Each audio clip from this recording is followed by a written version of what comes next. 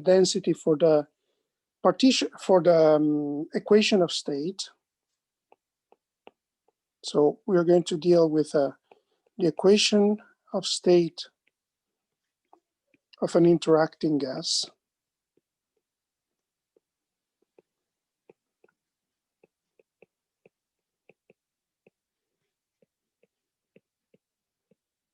And we will do so using a technique that is known as the cluster expansion.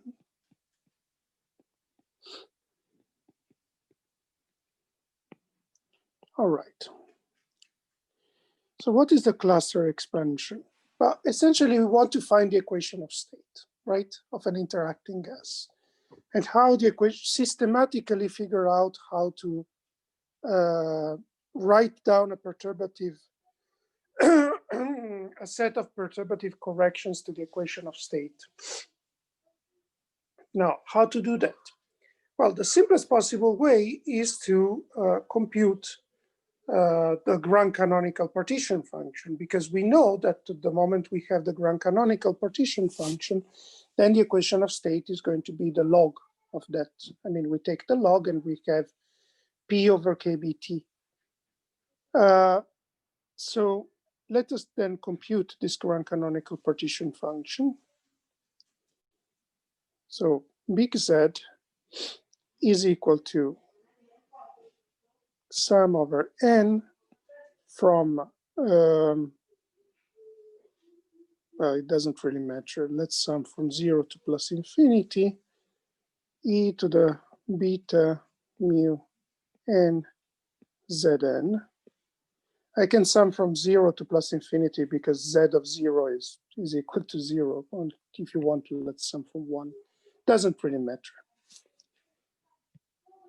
And Zn is the canonical partition function with n particles, which is equal, as we all know by now, dq dp over h to the 3n n factorial, e to the minus beta sum over I pi squared over 2m,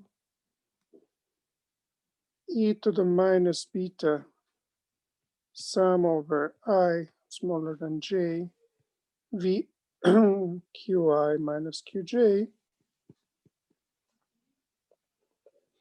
and that's it. I don't have the factor of 1/2 because I'm summing over, I'm not counting pairs twice. I'm summing, so pairs that have the same elements but a different order are counted as the same. That's because I'm assuming that the potential is essentially, well, invariant under change of sign of the argument. All right, so then here I can perform immediately the summation over the integration over P, right? And the integration over P will give me a factor. So I can write it, I can write the result as follows: 1 over lambda to the power 3n and factorial integral dq1 dqn. So let me write them as vectors. This way we will not get confused as we got confused last time. E to the minus beta sum over I j v qi minus qj. What is lambda? Lambda here is equal to the square root of 2 pi h squared divided by m times kbt. Now this is something you can easily figure out by going back and looking at what we got when we computed the the equation of state for the ideal gas, okay, where we had just to perform an integration over dp. So it's a bunch of Gaussian integrals. That's why you get something so simple. All right, so in order to compute the canonical partition function, in practice, what we have to do is to be able to compute for any n this integral here. Let's call it Sn. Now, of course, this is a task that is beyond our capabilities, right? Why? Because let's look at Sn. So Sn, in principle, is equal to the integral over dq1 dqn e to the minus beta. I'm rewriting the formula.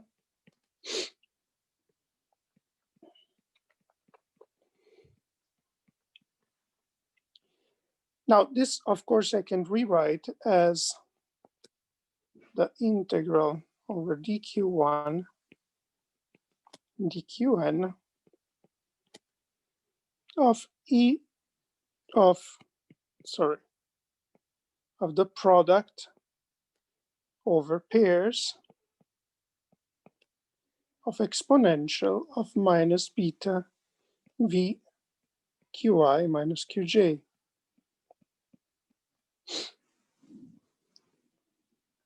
Now, you remember last time that when we computed the virial coefficient actually, and when we performed that perturbative expansion, the object that was appearing inside the integral was actually Fij equal to e to the minus beta v qi minus qj minus 1, right?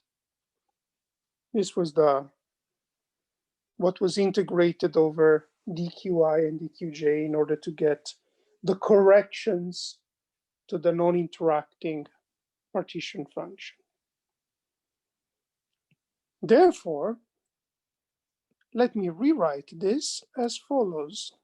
Integral dqi, dq1, dqn of the product over I and j of 1 plus Fij, where Fij is defined above. Okay? Now, why I'm writing things this way? Because every time I will, so of course, when I will perform this product, I will get, so you can easily imagine, you will get 1 plus, and then you will get a bunch of sum over I and j, Fij, and then, so which are all the terms in the product in which one pair has an F and all the others have 1.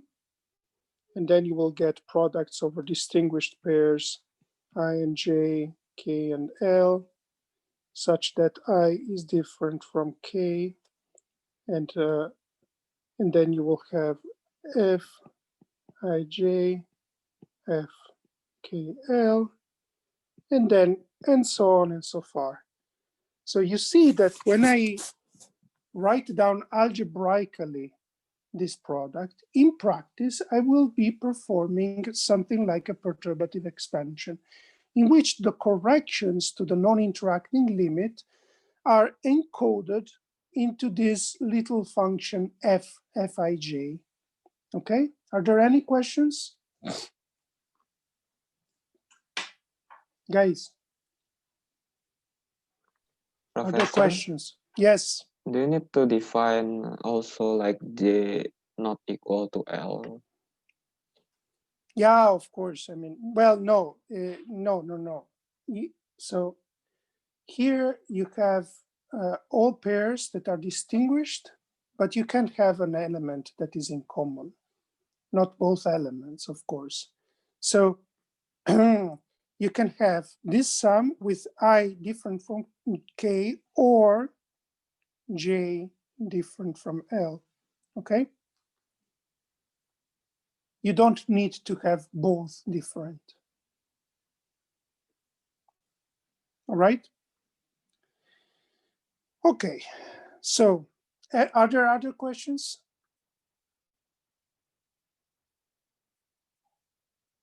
Guys, do you have other questions? Yes. Yes. Is it like an expansion what you wrote in? Yeah, it is a perturbative expansion. So when I perform this product, so here, this product here is going to be 1 plus F12, 1 plus F23, etc., etc. When I take the product of all the ones, this is the non-interacting limit. And then when I take the products in which I have 1 F, this is the first correction. 2 Fs, the second. 3 Fs, the third. And so on and so far. You understand? Yes. It's very, very simple. Now, it's so simple that actually it's much better to represent this product diagrammatically. So how do we do that? Let us make a sequence of points.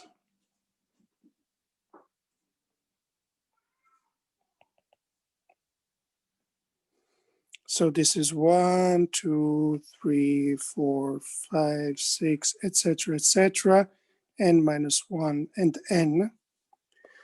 And now each term in this product can be represented as follows. Whenever I have a 1, whenever I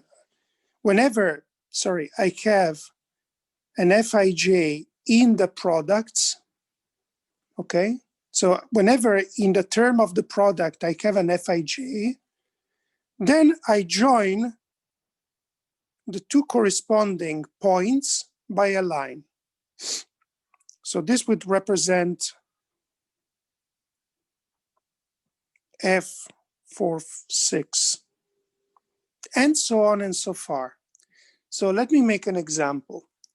Suppose that I want to represent the following term in this product: integral dq1 dqn of F23, F34, F56.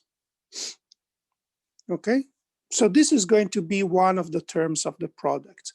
All the other pairs contribute 1. So then how do I represent this? This I represent it as follows, as all dots left empty, apart from 2 and 3, which are connected by a line, 3 and 4, which are connected by a line, and 5 and 6, which are also connected by a line, and then all the others up to n minus 1, and the n are left alone. Okay, is it clear? So every time you see an Fij appearing, you connect the two I and j by a line. Clear? Yes or no? Yes. Good. Yes. Now, of course, you might have also terms like this one: dq1, dqn, f23, f34, f24. This is a perfectly is a term that can exist, and this term will appear to have this wonderful and simple diagram. So 2 and 3, 3 and 4, and then this one, right? 2, 3, 4. You can have also diagrams of this type. It's not that if 2 points are already connected by a line, then you cannot have another line that gets to that point. This is not mandatory. So this is exactly the question that I was asked before algebraically, this one. And here I'm showing you that actually this type of terms in the expansion can exist. Is it clear?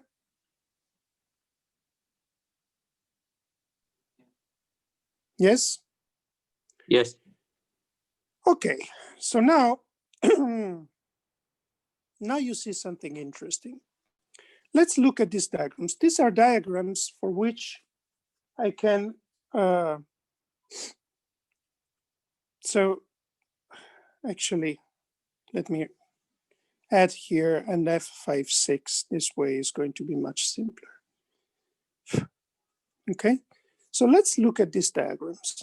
These diagrams are diagrams that will appear when I start performing this expansion. And the moment that they appear, I need to have a fast way to compute them. Well, now, the first way is the following. Every time I see an isolated point, like this one, it means that this is not connected by any line. So it means that there is no f that is incident on that point, that has either I or j equal to, in this case, 1. So in this case, I can perform the integral over, over dq easily, right? There is no problem in performing that integral. So I call these guys, the points left alone, like this one, I call them clusters of size 1. Okay? A point, an isolated point, is a cluster of size 1. And this cluster of size 1, whenever I see it, I can easily evaluate its contribution to the integral, to Sn, because this is going to be equal to the integral over dq, the q relative to the point. For example, if it was 1, then it's dq1. If it was j, is dqj, and whatever. But it doesn't matter because this integral is always equal to the volume. And I call this the contribution to the Sn from clusters of size 1, B1. Let's call it B1. Okay? Then, when you look at these diagrams, you see something else. You see that there are also clusters, of size 2. For example, this one. Right? Clusters of size 2 are points, 2 points, which are connected by a single line. Okay? Now, if I have clusters of size 2, L equal 2, it's also easy to compute their contribution to the integral, because this is going to be equal to the integral dq1 dq2 of f q1 minus q2. Now you change variables, you go to q equal to q1 minus q2 and big Q equal to q1 plus q2 divided by 2, and you get that this is equal to the integral d big Q d little q f of q, and it's equal to the volume times integral dq f of q. And this is nothing but this is nothing but well, we call it definition B2 is the contribution of clusters of size 2 to Sn. Now, let us think carefully. Look at these diagrams that I've shown you here. You also have clusters of size 3, which are these ones. These are subdiagrams which connect the 3 points. The problem is that if I look at these diagrams, I could actually, if I'm clever, I could actually resum many more diagrams, similar diagrams, by thinking a little bit. So what do I mean by thinking a little bit? Let us proceed as follows. So let me just draw a few guys like this.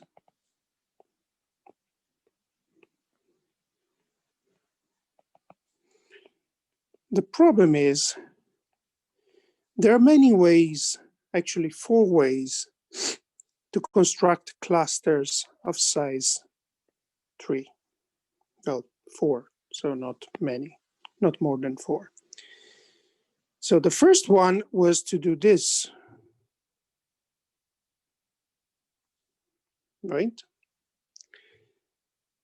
The second diagram that I've shown you is this one. But then you can have also this one, and you can have also this one. You see, all of these diagrams represent diagrams in which the points 2, 3, and 4 are involved in a cluster of size 3, and all the other points perform their nice and simple life together. Okay? So overall, I can actually resum all 4 of these guys. So let me do it this way. Let's call the contribution to SN of this first one A1, of the second one A2, A3, A4. And so you see that they are all identical.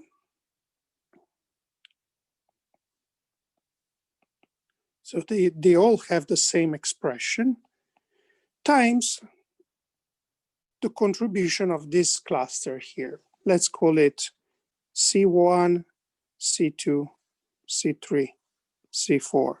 So it's going to be something times C1, something times C2, something times C3, and something times C4.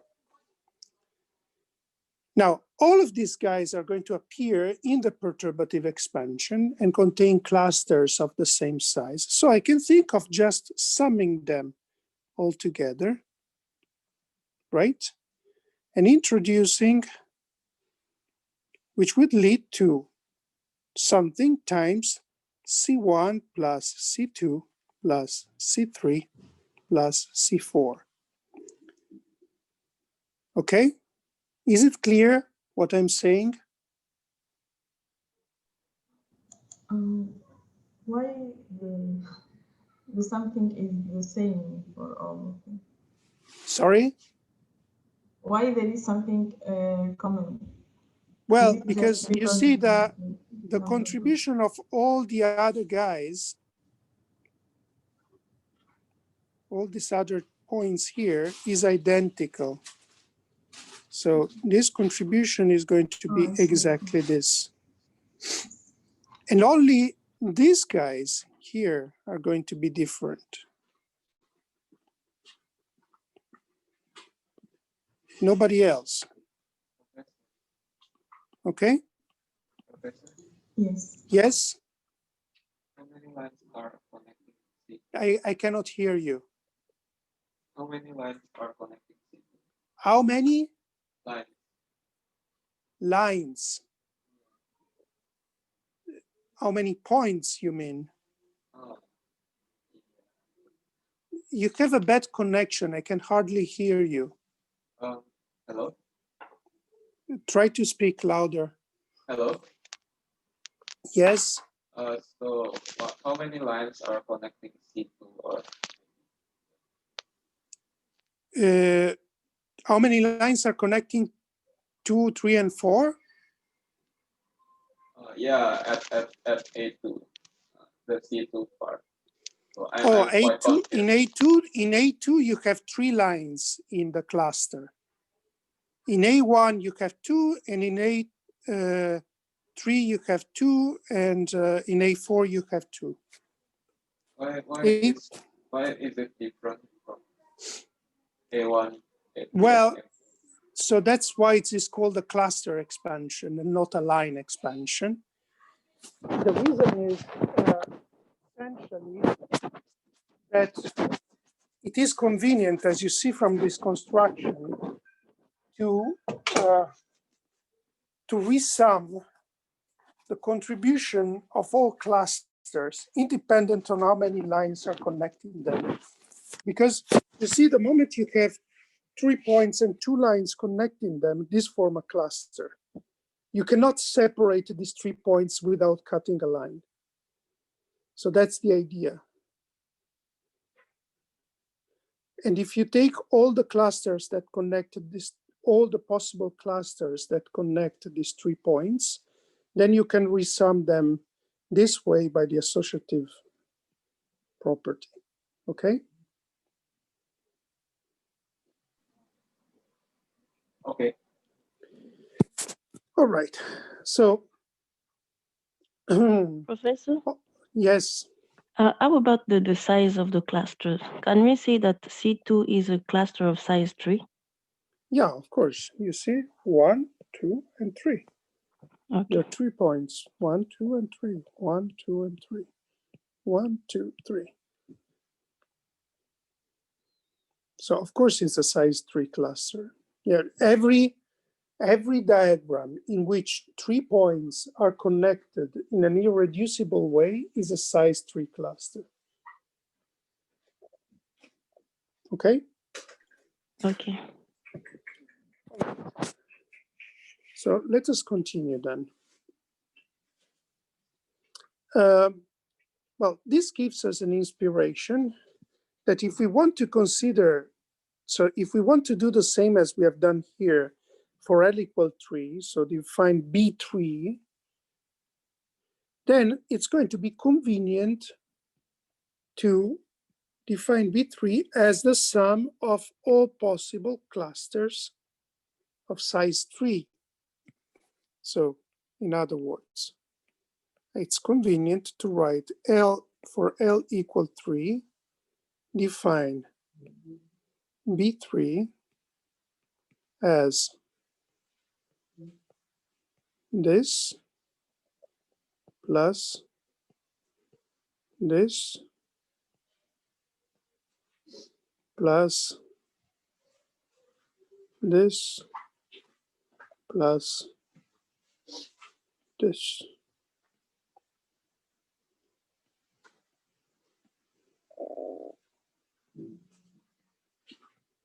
So this is going to be our B3,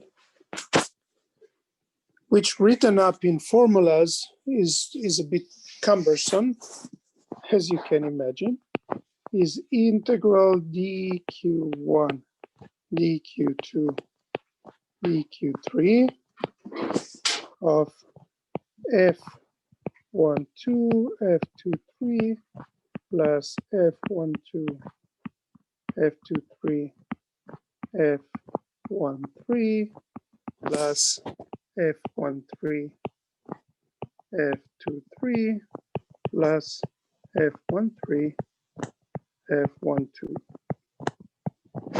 So you see how convenient it is to write things diagrammatically. Because the moment you use diagrams, then you understand what it means in terms of formulas, but it's much faster to represent things in terms of diagrams. There is also a much more subtle and complicated and much more interesting and subtle way. I believe that diagrammatic calculations are much better than algebraic calculations. And the reason is, well, I'm sure that you know this. Our brain is actually has a very strong capability to recognize patterns, visual patterns, because that's what, I mean, we are built in with this capability. All of us have this capability of recognizing patterns. Okay, that's why, for example, when you see, when you look at a stone, I'm sure that it happened to you. So frequently, you look at a stone and you see a face in that stone, or you look at something and you see a face where there is no face. Why? Because our brain is actually is trying to see faces.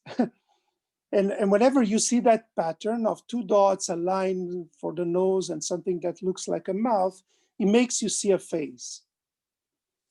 So in the same way, we have the capability to see geometrical patterns. So that's why it's much better to represent an algebraic calculation in geometrical form, in diagrammatic form. This way it's much easier for us to see patterns and to be able to resum them, to do complicated calculations that algebraically would be much more difficult to do. Okay, so it's not only important, I mean, it's not only interesting to do calculations diagrammatically, but I think there's something much more intrinsically human in the fact that it's much better to use diagrams than algebra. Anyway, so it's clear now how to proceed. If you want to define L equal 4, so B4 is going to be defined as the sum of all possible patterns containing all possible clusters containing 4 dots. So you're going to have this one, and then you're going to have this one. Oh no, these are, yes. Then this one, and then this one, and so on and so far. As you easily understand, as you increase the size of your cluster, the number of possibilities is increasing as well to connect to the dots. And whenever you want to compute the B corresponding to a big cluster, then, all right, you will have to work hard, right? Because you will have to enumerate all possible clusters that can be constructed by connecting irreducibly L points. So it's not easy. But why is it convenient to think in terms of clusters? Professor, Yes? what do you mean by irreducible? Irreducible means that, you see, this is irreducible, this one, because I'm connecting 4 points, and in order to, so I cannot reduce it to a product of a cluster of size 3 times a cluster of size 1 without cutting a line, or 2 clusters of size 2. All the points are connected by a line. That's what I mean, okay? So, for example, this one is not a cluster of size 4. This is a product of 2 clusters of size 2. It becomes a cluster of size 4 when you connect these 2 points. If you cut this link, then it's a product of 2 clusters of size 2. Okay, clear now? Professor. Yes. So what happens when the dots are so many that we are connecting like 100? It happens that it's very complicated. So you cannot enumerate. I think a human being can hardly enumerate all the possibilities, but definitely you can think of giving it to a computer. I never tried to do that. I don't know how hard it is, but I can easily imagine that for large clusters, you can think of giving it to a computer that can construct all possible diagrams connecting those points, okay, in an irreducible way. Okay. So in practice, when you have a large, what you're trying to do is try to find all possible connected networks connecting 100 points with 100 nodes. So I think this is a problem that people working on network theory are able to solve. But we will not worry. I mean, I don't think there is anybody that is as crazy as to go to the 100th term in the cluster expansion. There is also another reason. I mean, I'm telling you, but I'm not sure you will understand what I'm saying, but I'll tell you anyway.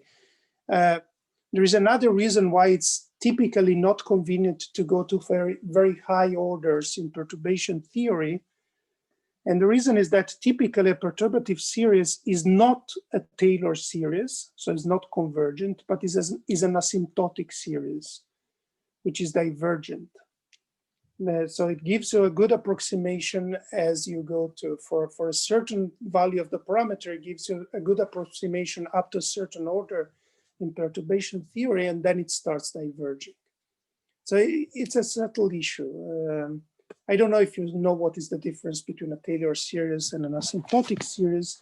So keep it in your head, and then at some point, as you will proceed in your studies, you will understand what I'm talking about. This frequently happened to me when I was a student like you. So professors were saying things that were obscure, but if you have good memory and you keep them in your head, you will understand them later on. So keep it in your head and you will understand it. Okay. So is the Dyson series the example of this? Yes, absolutely. So what do you mean by Dyson series? Yeah, I mean Dyson series from the best way I know it is from GW methods. If we sort of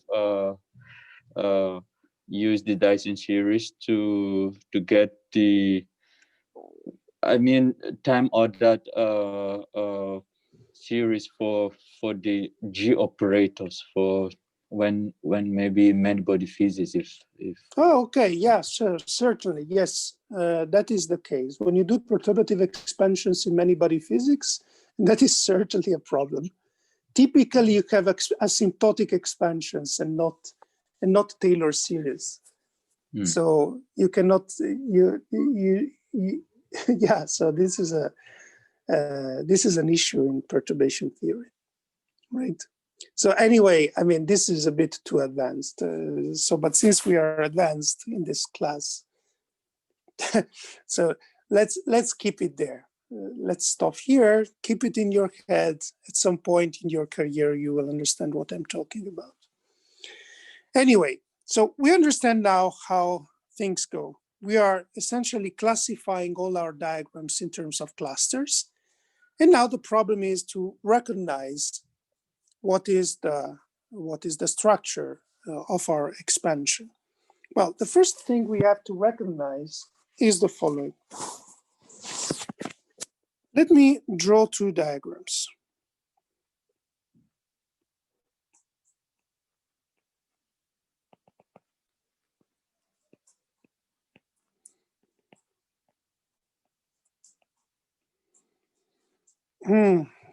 Okay, so this one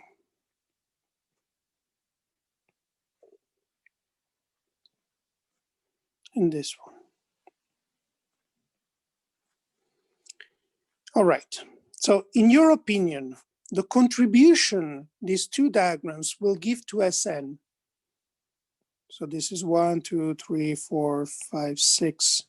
1, 2, 3, 4.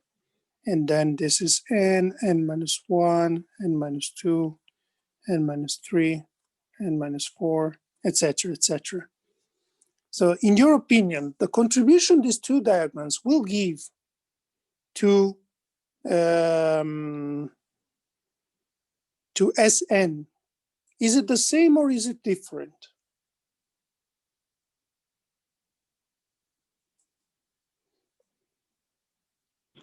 What's the question again? In your opinion, each one of these diagrams represent a contribution to Sn coming from these products, you see? So in your opinion, the contribution coming from this diagram, number 1, and the contribution coming from the diagram number 2, are they the same or different? Same. I think the same. You mean that just reverse the? Is that you mean just reverse? Well, yeah, you can think of reversing, but you know, are they the same or different?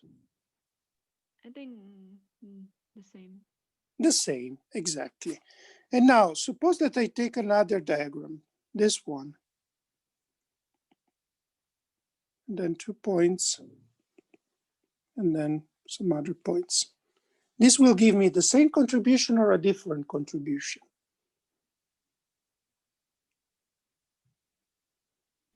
Same. What? I think the same. Same. The same, right? So the point is that it doesn't matter where you put the clusters. What matters is how many clusters of a certain type are present. And that will determine the value of your diagram. So for example, this diagram here, if I resum all clusters of size T, 3 is the product of B1 times B1 times B1 to the power n minus 5, right? And then I will have B3 times B2. So this is the value of this diagram. For each one of them, this is going to be the value of the diagram. You agree? So each time I see a dot, I have B1. How many dots I have? N minus 5, right? And then whenever I see a cluster of size 3, I have B3. Whenever I see a cluster of size 2, I have B2. Okay? So that's how it works. Now, but of course, I have many diagrams that give me this type of contribution. They correspond essentially to all the ways I can construct a sequence, a diagram in which I have 3 points that are connected in a cluster and 2 points that are connected in a cluster, and all the others are free. Okay? So the contribution coming from this type of diagrams, from these guys, to Sn will be this times some combinatorial factor W that will depend on the type of diagram. We will compute it later. Okay? Is it clear? Can you repeat this point? Well, what I'm saying is that there are many, many diagrams that will have this value. And all the diagrams that have this value essentially corresponds to all the diagrams I can construct in which 3 points are connected in a cluster, 2 points are connected in a cluster, and all the other points can do whatever they want. Okay? Yes. And now the question is, Professor, yes, can you repeat why do we have n power 5? well, that's because you have to n minus 5. That's because you have to calculate how many points without a line you have. So 5 points are connected by lines, 1, 2, 3, 4, 5, and all the others are free. So all the others is n minus 5, right? Yes, yes. Okay. Right? And now, so there are going to be many such diagrams in which 2 points are connected by a line, 3 points form a cluster, and all the other points do whatever they want. And all these diagrams will give the same contribution, which is this one, the one that I wrote in this box. Therefore, the total contribution to Sn is going to be this times some combinatorial factor. Let's call it W, that I have to figure out what it is later on. And this is going to be true for any diagram, because for any diagram, there are many ways to construct that diagram. And I will certainly have always a combinatorial factor that tells me in how many ways I can, wrap up 5 points in a cluster, 3 points in a cluster, 2 points in a cluster, and so on and so forth. So all I've said up to now can be summarized in the following. Yes? How many times do we have the B1 in the product? Sorry. Yeah, sorry. I wrote it in the wrong way. And you're right, absolutely. N minus 5 times. Okay? You have to multiply B1 times B1 times B1 times B1, N minus 5 times, of course, yes. So this is equal to B1 to the power N minus 5, B3, B2 times W. Okay? Thank you for correcting me. All right, so I can summarize this in the following formula. In general, Sn can be written as follows, as the sum over. So let me write the formula and then I explain what it is, what I mean. Product over L, BL to NL, W and L. Okay, so what does it mean? What is the meaning of this formula?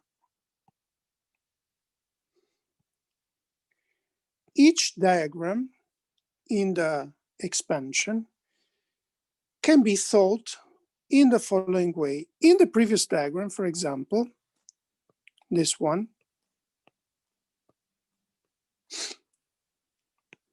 I had a number of clusters of size 1 equal to n minus 5, right?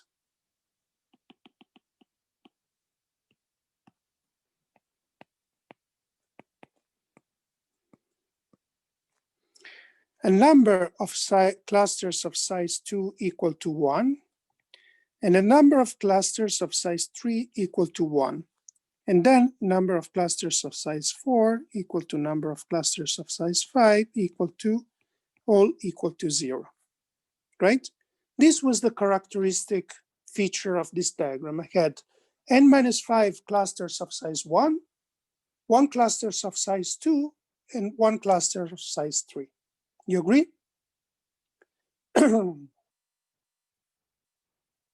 You agree with me? Yes. Okay. Yes. So in general, if I give you the sequence NL of clusters, of the number of clusters of size 1, of size 2, of size 3, of size 4, etc., which is, by the way, subject to the constraint that sum over L and L times L has to be equal to the total number of particles, right? Because, of course, I mean, this constraint has always to be satisfied. Then each one of these sequences is representing one of the possible diagrams. For example, if I give you the sequence, I don't know, n minus 6 0, 2, 0, 0, etc., etc., you know that there are n-6 clusters of size 1 and 2 clusters of size 3. So this represents a diagram of this type.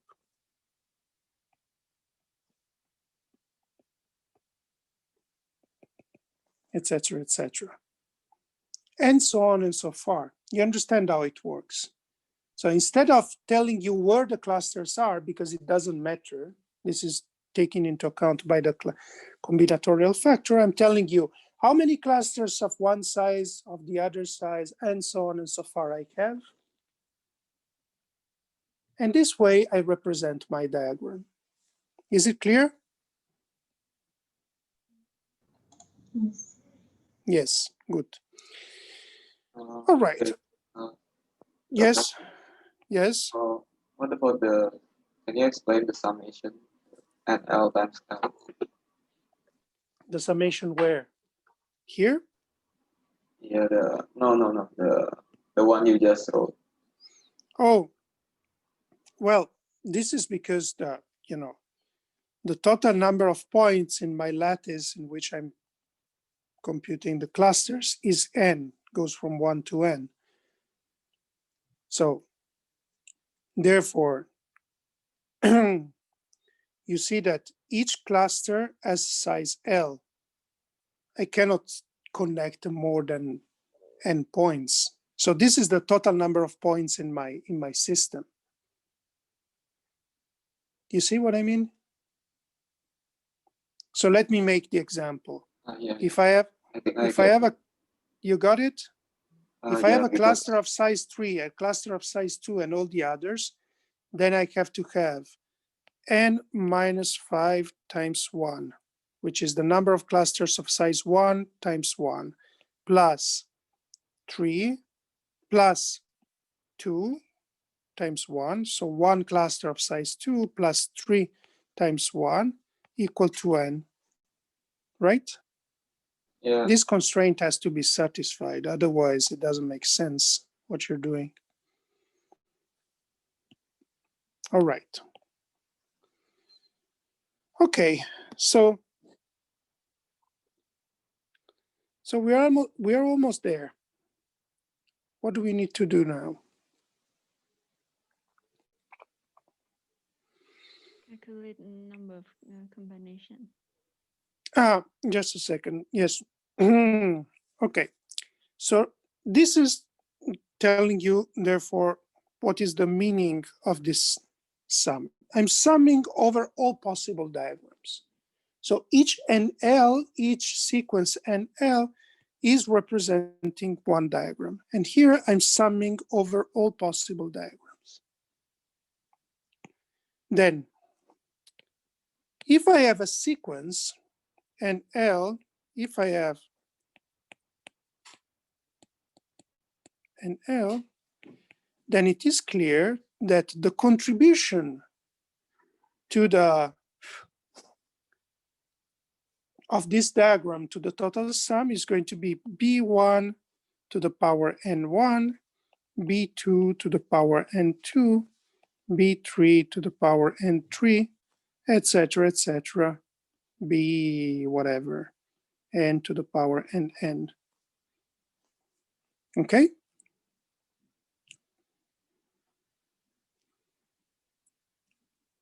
For example, in the previous case, I had B1 to the power N minus 5, which was the number of clusters of size 1, times B2 to the power 1, number of clusters of size 2, B3 to the power 1, number of clusters of size 3.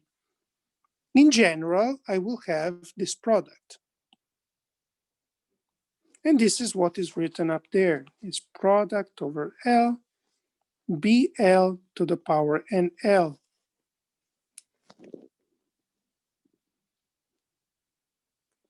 And then, finally, I have a combinatorial factor.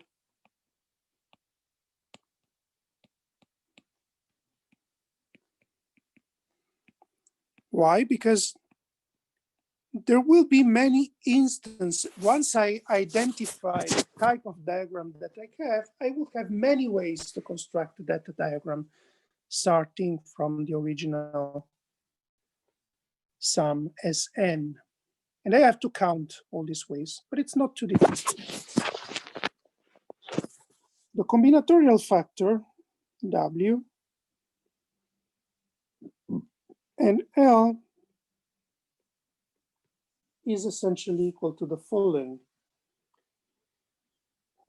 Is equal to the number of ways I can take my n elements, bigger n elements, number of ways, n elements divided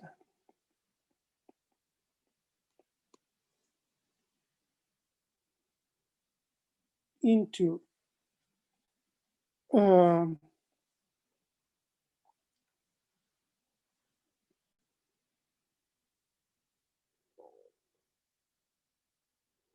just a second.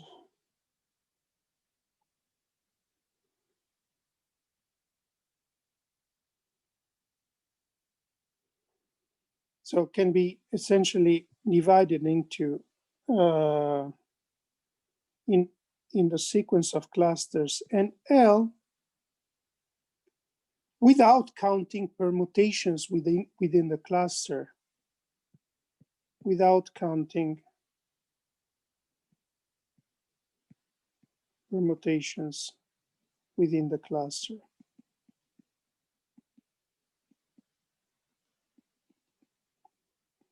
So in other words, if I make a cluster of the points 1, 2, and 3, well, this is the same as the cluster of 3, 2, and 1, or 1, 3, and 2, or whatever. It doesn't matter how you permute these terms. They are all the same. This tells us that W and L can be written as follows. Can be written as n factorial divided by product over L and L factorial. So this counts essentially all permutations among clusters. So for example, if I have the product of three clusters, 1, 2, 3, 4, 5, 6, 7. Well, so if I rename the indices here, I obtain exactly the same diagram, right? So permutation of indices among these clusters is completely irrelevant from the point of view of the calculation. And then I have the permutations of indices within the clusters themselves, L factorial, but then within each cluster, so L factorial to the power NL. So this is essentially the combinatorial factor that describes how many ways, given n points, I have to clusterize them into the sequence of clusters identified by the string NL. Okay. So now that we know this, in general, I can rewrite my Sn as follows, as sum over NL product over L BL to the power NL, and then n factorial divided by product over L and L factorial to the power NL.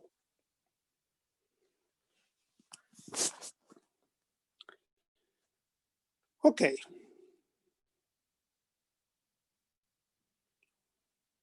Now, what do I do with this? I have in general, I mean,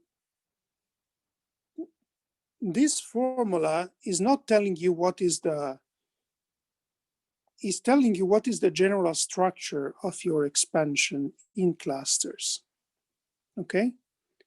Now, if you want to compute it in practice, you have to compute B1, B2, B3, B4, B5, B6, B7, whatever. You have a way to compute the combinatorial factor that is straightforward, and then you will be able to wrap up and sum and write down this sum. Now, what I want to do now is to show you that actually it's not needed to compute this Sn specifically. We can do it formally by putting it in the expression for the partition function and get a much, much simpler formula for the partition function itself. Now the calculation is a bit complicated, so you have to be, how to say, you have to focus a bit. The grand canonical partition function, we already said, is equal to the sum over n from 0 to plus infinity, 1 over n factorial. So let's go back here. There's 1 over n factorial, 1 over L to the 3n, where I can rewrite this as 1 over n factorial, then e to the beta mu over lambda cube to the power n. This is the grand canonical partition function times Sn. Okay? The e to the beta mu is simply z, is the fugacity. Lambda is the one I calculated before. All right.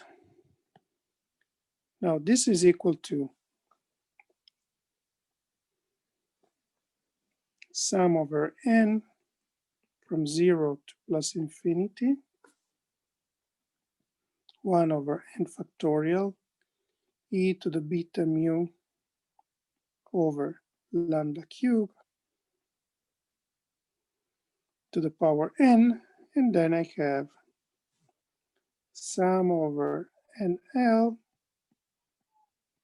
product over L, BL to the NL, and then n factorial divided by product over L and L factorial to the power NL. So this factorial goes with this one. And now we have the complicated thing.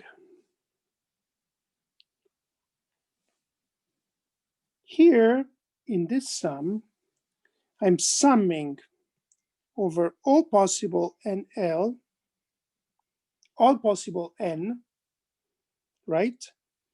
And then over all possible sequences NL, subject to the constraint sum over L and L times L equal to N,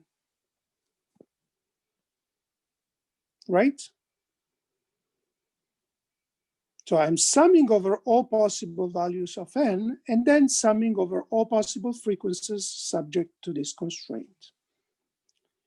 Now I'm claiming that I can rewrite this as the sum over all possible sequences and L without any constraint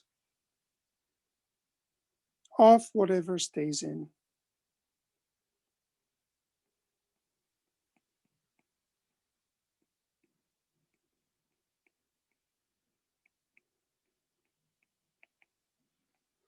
You agree?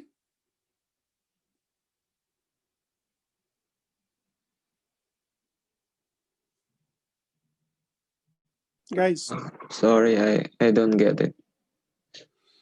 so I'm summing over all possible sequences, number of clusters of size 2, 3, 4, whatever, subject to the constraint of having this summation here equal to n, that we understood before. And then I'm summing over all possible n's from 0 to plus infinity. Okay?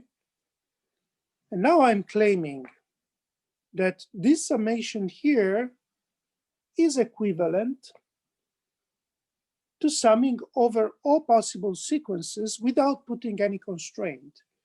Because this will include, if I sum over all possible sequences without any constraint, this will include all sequences which have a constraint of having this sum equal to 2, all sequences of having this constraint of having this sum equal to 3, 5, 50, 100, whatever. Since I'm summing over n, it doesn't matter. Clear now? Is it Okay. clear? Good. All right. So in particular, I have that this is equal to e to the beta mu over lambda cube to the power sum over L, L, and L. So this is because here I had n that was equal to sum over L, L, and L. And now I have product over L, BL, and L, 1 over and L factorial to the power and L. All right. So now here I have something to the sum of, I can transform it into a product. So this is equal to sum over NL product over L e to the beta mu over lambda cube to the power L and L, B and L factorial, L factorial to the power and L.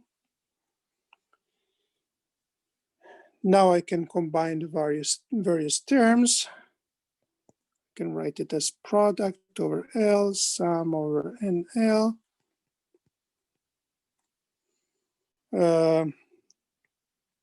E to the beta mu times L divided by lambda to the power 3L, BL, L factorial to the power NL divided by 1 over NL factorial. No, sorry.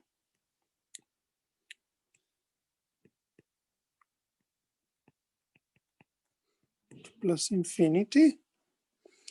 And this comes out to be, if you perform the summation, equal to the product over L exponential of e to the beta mu L over lambda to the 3L BL over L factorial, and that's it. Or in other words, exponential of sum over L from 1 to plus infinity e to the beta mu L divided by lambda to the power 3L BL divided by L factorial. So this is our grand canonical partition function. You see how nice is this formula? It's a bit complicated to get here because you have a lot of details, but it's really a beautiful formula. it tells you something very, very interesting. So we know that the grand canonical partition function is z is equal to the exponential of p times v Professor, divided. Yes, I don't get where the exponential come from. well, from this.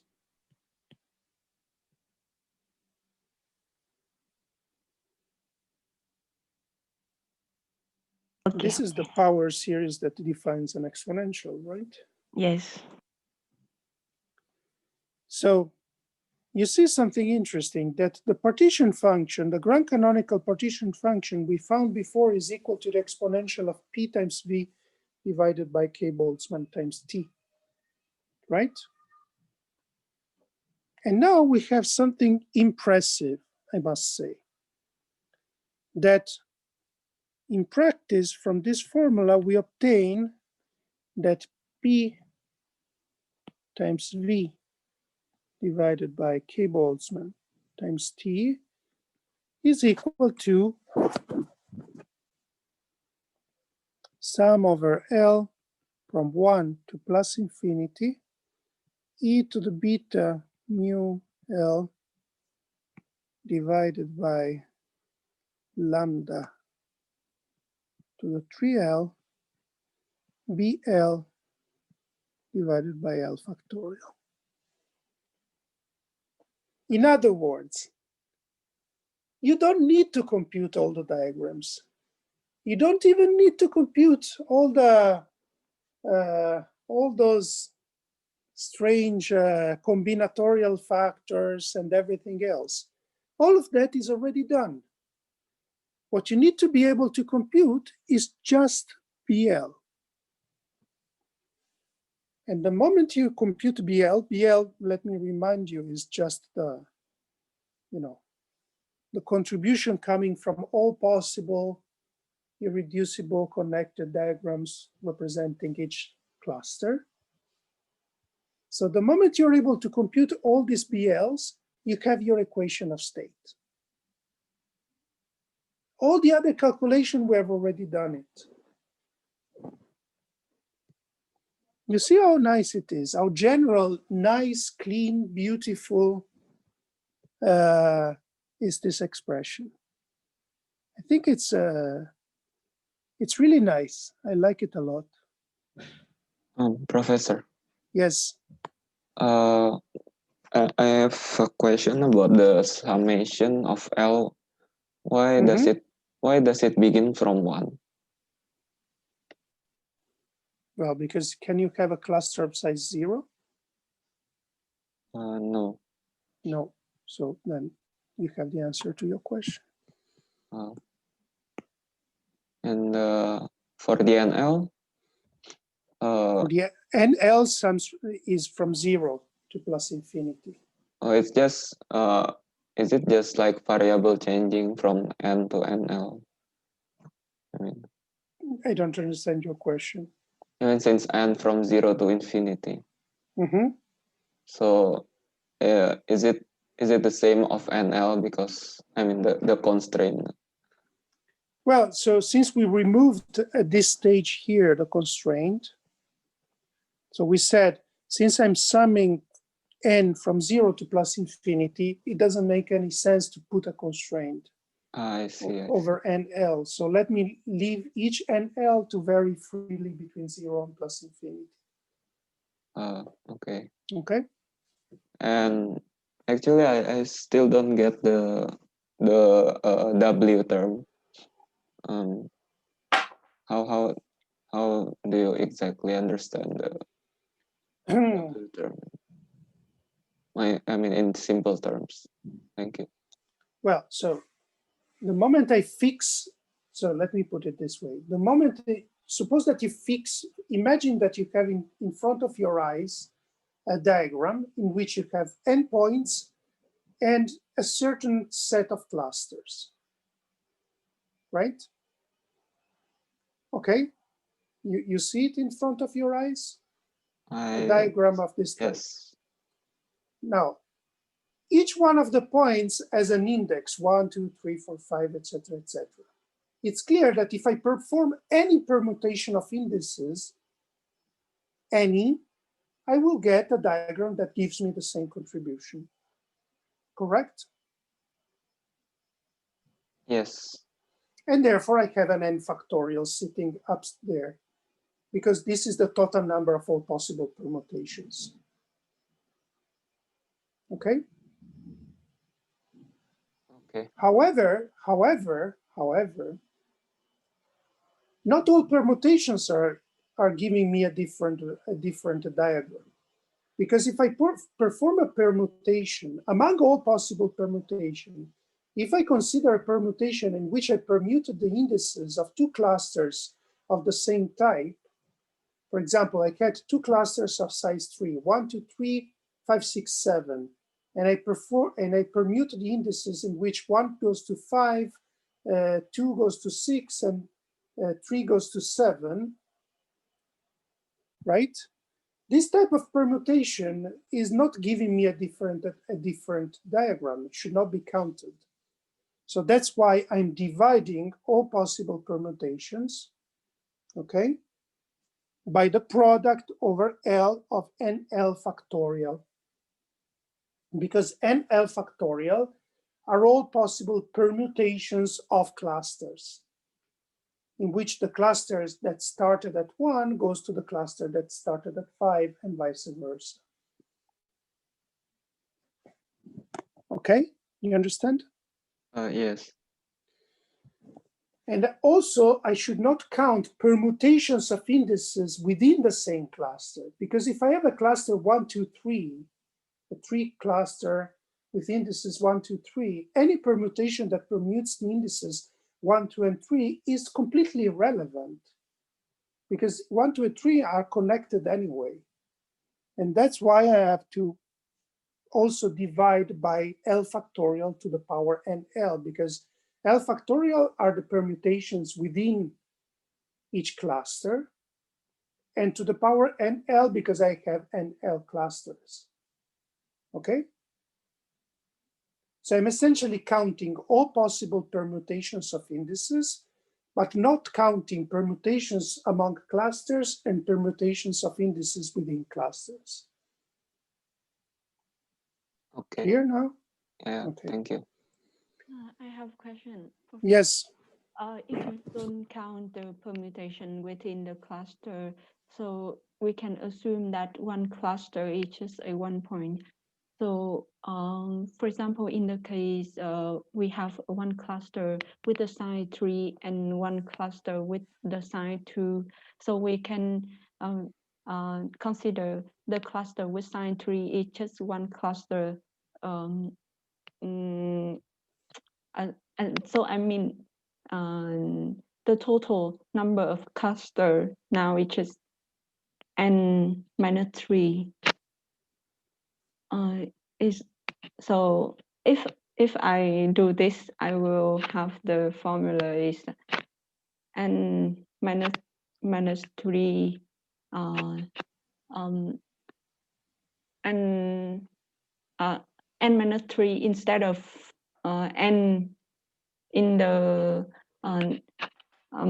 numerator, and in denominator I take n minus 5, and I mean, how can I express it? I mean, is that I'm right in when I consider one cluster, for example, size 3 is just another kind of cluster. When you consider a cluster of size 3 is another type of cluster? I mean, like, when we have a n lattice, and if in the case I have one cluster with sign 3 and one cluster with sign 2, and all others are cluster with sign 1, so I can consider that I have system with n minus 3 lattice with 3 different types of lattice. I would say. I don't really get your question. I'm sorry. Yeah. Okay, I will try to do it again and see whether I'm right. Yeah. Are there other questions?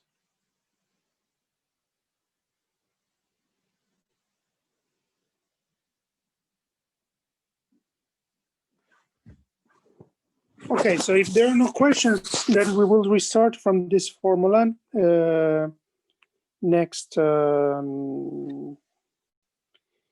Wednesday at 11, I think.